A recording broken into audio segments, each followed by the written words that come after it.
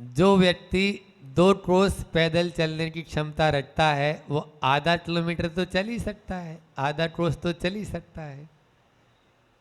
तो जो हमें मोक्ष सुख में धर सकता है, रख सकता है, प्राप्त करा सकता है मोक्ष के सुख को, वो देवों के स्वर्ग के सुखों की क्या बात करते हो, उसको तो सहज में ही दे देगा। कल इस आशय की बात अपन ने की थी, यत्र भाव शिवम दत्ते, जो भाव जो परिणाम हमें शिव में शिव सुख की प्राप्ति करा सकते हैं, वे स्वर्ग सुख की प्राप्ति तो आसानी से करा देंगे। तो वो स्वर्ग के सुख कैसे हैं ये तो हमें बता दो। आचार्य भगवान अगली कारिका में वही बात बता रहे हैं। ऋषिकज मनांतकम दीर्घकालो फलौलितम नाके नाटोटसाम सोच्यम नाके नाटोटसामिव। ऋषिक का मतलब होता है इंद्रिय और जय का मतलब उत्पन्न। तो इंद्रियों से जो उत्पन्न होता है ऐसा, और वो भी कैसा, मनातंक मतलब आतंक से रहित, आतंक से मतलब दुख से रहित, नष्ट होने से या रोग से रहित, ऐसा वह मनांतकम वह सुख है, दीर्घ काल तक चलने वाला है ना। और कालो पलालितम, दीर्घ काल तक हो गया, फिर पलालितम है मतलब उपलालितम निकलेगा यहाँ से। उपलालित का मतलब होता है कि वह सोच के हमारा खूब चाव से भोजने योग्य है ना, बहुत अच्छे से भोजने योग्य है। उपलालितम यहाँ पर, इसमें वैसे भी यहाँ पर उपमा अलंकार भी बहुत अच्छे से दिया गया है। अन्योन्य उपमा अलंकार है कि नाके नाको कसामी हुए, कैसा है वह। नाट का मतलब ये नाट नहीं, नाट का मतलब स्वर्ग और देव होता है, ठीक है ना।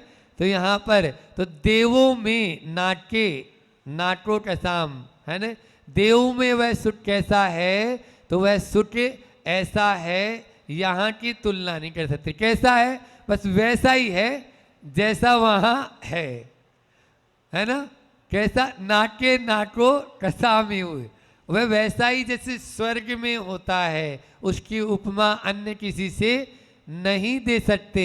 यहाँ के किसी भी सुख से हम उसकी उपमा नहीं दे सकते। ऐसा वह सुख वहाँ पर प्राप्त होता है इंद्रियों के द्वारा, इंद्रियों से उत्पन्न वहाँ ऐसा सुख है ना। वहाँ पर कैसा सुख है, जैसे बताया कि मुनियों की साधना कैसी, कि मुनियों जैसी ही है, वह मुनि ही बता सकते हैं उसके लिए, तो वह एक्सप्लेन करने योग्य नहीं है। राम रावण यो युद्धम, कैसा, राम और रावण में युद्ध हुआ, तो कैसा युद्ध हुआ, राम रावण यु, जैसे राम रावण थे वैसा ही उनमें युद्ध हुआ। इस प्रकार से आकाश कितना विशाल है, तो गगनाकार, जैसे अब वो किसने देखा है ना। तो वो असीमित जिसको बोल सकते हैं अपन एक भाषा में, तो वो वहाँ पर है। ये सोच के वहाँ पर बात बताई, सुख की बात बताई है। देवलोक में, स्वर्गों में ऐसे ही सुख होते हैं। यहाँ पर भी अपन जो है बताते हैं, तुलना करते हैं ना, कि जो महापुरुष होते हैं उनके लिए देवताओं की सामर्थ्य आती, दिव्य सामर्थ्य बोलते हैं। दिव्य ही गंदे ही, दिव्य ही पुप्पे ही, दिव्य ही चुन्ने ही। अपन भक्ति जब पढ़ते हैं प्रतिदिन हम लोग चैत्य भक्ति, उस चैत्य भक्ति में यही आराधना की गई है कि उन दिव्य पुष्पों द्वारा, उन दिव्य अक्षतों द्वारा, उन दिव्य अर्घ्य द्वारा आपकी भक्ति करते हैं। मतलब दिव्यता है उसमें, देवों की जो सामर्थ्य है वो सब दिव्यता को लिए हुए होती है। उसकी तुलना हम इन जो है अल्प सामर्थ्य से नहीं कर पाएंगे। लेकिन ये सब जो सुख हैं ये भी ऐसा मत समझ लेना कि शाश्वत है, शाश्वत है। लेकिन फिर भी वहाँ के सुख, अब देवताओं को अमर कहा जाता है। अमर कहा जाता है, क्यों कहा जाता है? क्या वो मरते नहीं है क्या? नहीं, अपनी तरह नहीं मरते हैं। अपने यहाँ अकाल मरण है। मनुष्य त्रिवंश यहाँ पर क्या है? अकाल मरण। लेकिन वहाँ पर अकाल मरण नहीं है, इसलिए उनको अमर कह दिया जाता है। दूसरा, अपने यहाँ प्रतिपल मृत्यु हो रही है। तीसरा, अपने यहाँ जो है जन्म और मरण के साथ में जरा भी है। वहाँ पर जरा बुढ़ापा है ही नहीं, हमेशा। तो ये जो इसलिए उनको अमर कह दिया गया है, उन देवताओं को अमर इसलिए कहा। लेकिन वास्तव में ऐसा नहीं है। वास्तव में तो ये है कि सच में वहाँ पे जन्म और मरण के कष्ट भले ही नहीं है, दुख नहीं है, लेकिन जन्म और मरण के कष्ट सहने की यदि क्षमता है तो वो मनुष्य में ही होती है। और वो उस जन्म और मरण पर विजय प्राप्त करने की क्षमता भी किसमें है? हाँ, मृत्युंजयी बोला यहाँ पर। क्या बोला? जो मृत्यु को भी पछाड़ दे, मृत्यु को भी पछाड़ दे, वो कौन है? मनुष्य। इसलिए वहाँ पर भोग भले ही यहाँ से श्रेष्ठ हैं, लेकिन उन भोगों पर भी विजय प्राप्त करने की शक्ति किसके पास में है? वो मनुष्य के पास में ही, वहाँ नहीं है। वहाँ तो जैसे मान लीजिए 22 साल के आयु है तो 22 साल की आयु है तो 22,000 वर्ष में 22,000 वर्ष में उसके कंठ से अमृत जड़ेगा ही जड़ेगा। ये होना ही होना है। इसलिए यहाँ वहाँ पर जो है वो कंट्रोल नहीं कर पा सकते, लेकिन कंट्रोल कहाँ हो सकता है? यहाँ पर आचार्य श्री जी का एक संस्मरण याद आ रहा है, सुना देते हैं ना। अभी का ही है कि हम लोग जब छत्तीसगढ़ से इस तरफ आ रहे थे मध्य प्रदेश की ओर, तब एक बार, अब सर्दी का मौसम तो था ही उस समय, दिसंबर 5, क्योंकि उधर रायपुर, रुआ बांदा, भिलाई और फिर बिलासपुर, ये 3 पंच कल्याण करा के फिर इधर आ रहे थे। तो दिसंबर का महीना और था उस समय। तो इस तरफ जब आ रहे थे तो एक जगह एक विद्यालय में चर्या के लिए वहाँ पर पहुँचे और रुके। थोड़ा पानी भी गिरना शुरू हो गया तो एक ही कमरे में हम लोग इरियापत भक्ति कर रहे थे। और इरियापत भक्ति में करते करते आचार्य श्री जी भी उसमें मजाक के मूड में थे और हम लोग तो थे ही, योज सागर जी भी थे, सब थे। तो सारे के सारे ये लोग भी आ गए थे उस समय। तो योज यानी जो है खूब अच्छे से खूब मजाक चल रही है और सब हंस रहे हैं। तो अब हंसी मजाक में ही आचार्य श्री जी को अब उस समय मौका देखकर प्रसाद सागर जी ने कहा कि आप जो है अभी से ही देखो, आप अपने शरीर को इतना तपा लिए हो, तप करके आपने अवस्था के पहले ही आप बुढ़ापा ले आए हो। बात क्या हुई? अभी आपका बुढ़ापा आना नहीं था, क्योंकि अब चल ही रहा था सब, यानी माहौल ऐसा ही। तो आपका बुढ़ापा अभी नहीं। तो बोले किसने कहा? I am 80 years old। मतलब उस 72-73 साल के है ना। तो बोले अभी मैं रनिंग 80, आई एम रनिंग 80, ऐसा बोला उन्होंने। मैं 80 में चल रहा हूँ, अभी 80 के दशक में हूँ मैं। और फिर दूसरा, जब ये बात हुई तो उन्होंने अब बात को पलटते हुए कहा कि आपको ये लेना चाहिए, आपको अभी दूध नहीं छोड़ना चाहिए, आपको थोड़ा बहुत तो यानी जो है ना अपने शरीर का ध्यान देना चाहिए। फिर शंभो सागर जी भी बोले, योज सागर जी महाराज जी बोले और छोटे महाराज जी बोलना। अब आचार्य श्री जी का माहौल अब तुरंत पूरा का पूरा बदल दिया उन्होंने। जो मृत्युंजयी बोल रहा हूँ कि किस तरह से जो मृत्यु को भी पछाड़ने की हमेशा हर समय क्षमता रखते हैं कि सुनो, I am ready for every time.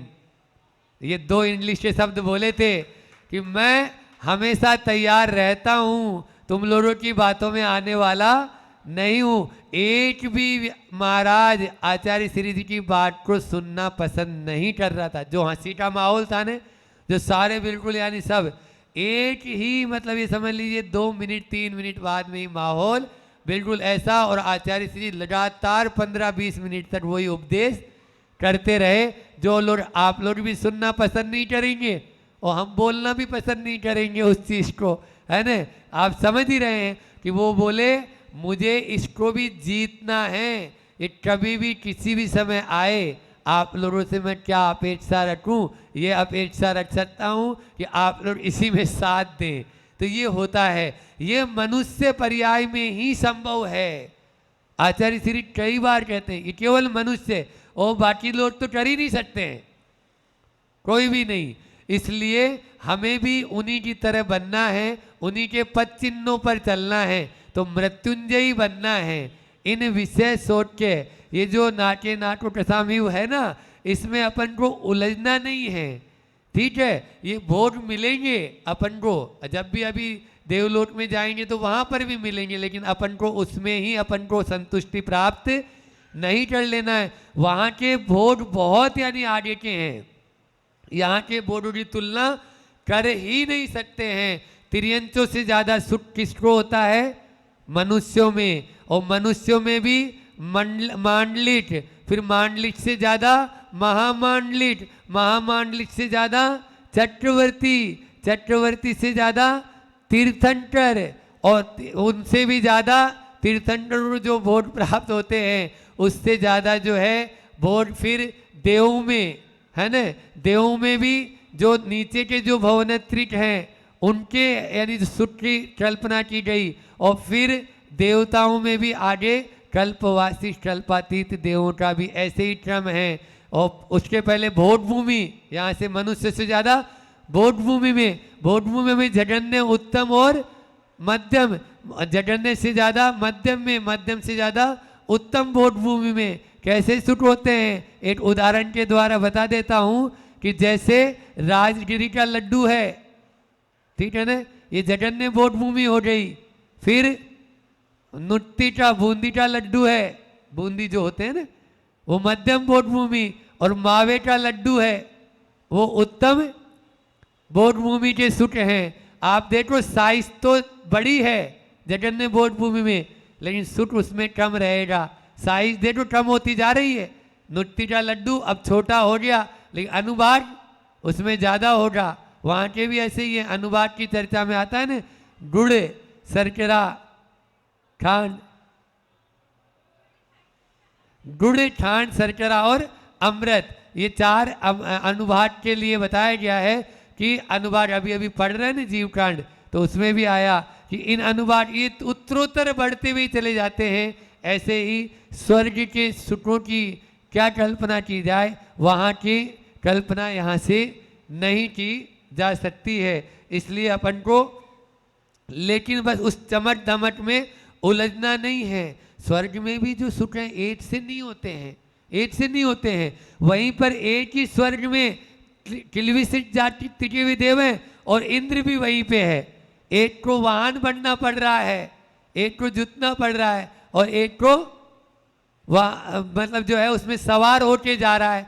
तो ये सब अलग अलग हैं इनके, तो उनके सुख भी। इसलिए यहाँ पर हम जैसा काम करेंगे वैसा ही अपन को वहाँ पर सुख मिलने वाला है। अभी यहाँ पर आप ध्यान दें कि हमको कैसा काम करना है ताकि हमें वो नहीं देखना पड़े। अपन घर परिवार में भी देखते हैं, एक तरफ एक मुनीम जी होते हैं, वो भी कपड़े पहने हुए होते हैं सफ़ेद रंग के, और सेठ जी होते हैं वो भी कपड़े पहने हुए हैं, दोनों ही सफ़ेद रंग के हैं, लेकिन दोनों की क्वालिटी में बोलो रात दिन का अंतर होता है, रात दिन का अंतर है। वो छूने में मुलायम लगेगा, ये छूने में हल्का लगेगा। उसका देखने से बिल्कुल चमक ऐसी बिल्कुल आंखों के लिए, और इनके मुनीम जी के हल्के रहेंगे, और नोटर आएगा तो उसके और हल्के हो जाते हैं।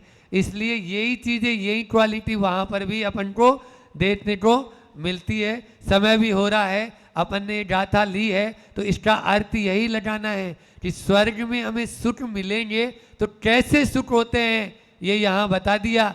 लेकिन उन सुखों में ही हम उलझे नहीं, ये अगली गाथा में अपन कल देखेंगे। आज तो आचार्य श्री का पद्यानुवाद क्या है इसके ऊपर वो पद्यानुवाद अपन लेते हैं। पंचेंद्रिय सुख हो चर्बी जो आतंकों से दूर रहा, आतंक से दूर रहते हैं। युग युग तट अगणित वर्षों तक लगातार भरपूर रहा, बहुत सारे वर्षों तक सागरोपम आयु रहती है उनकी, तो अगणित वर्षों तक लगातार भरपूर रहा।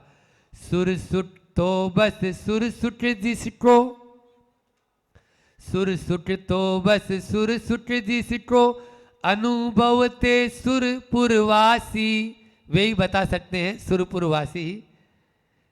कहें कहाँ तक किस विध किसको, आखिर हम तो वनवासी, आखिर हम तो वनवासी। उस सुख की क्या कल्पना कर पाएगा, वो सुख वैसा ही है, लेकिन हम इतना जरूर जानते हैं कि उस सुख की कल्पना, भले ही वो सुख यहाँ से बहुत अगणित यानी जो है ना आगे का है, लेकिन वो भी सुखाभास है, उसमें हमें उलझना नहीं है। उस सुख का आभास, क्योंकि सारे सुख नष्ट होने वाले हैं।